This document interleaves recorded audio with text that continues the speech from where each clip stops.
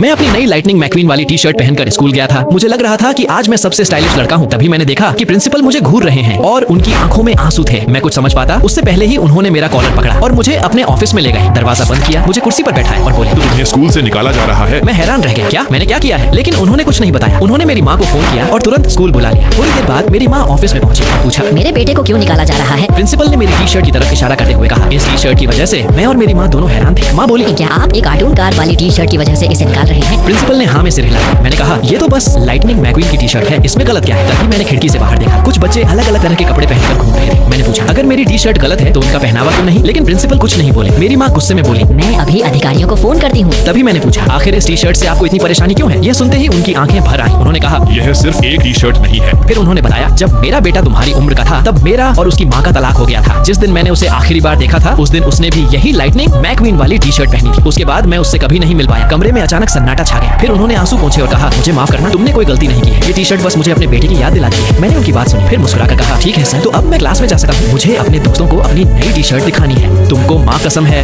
Like subscribe करो।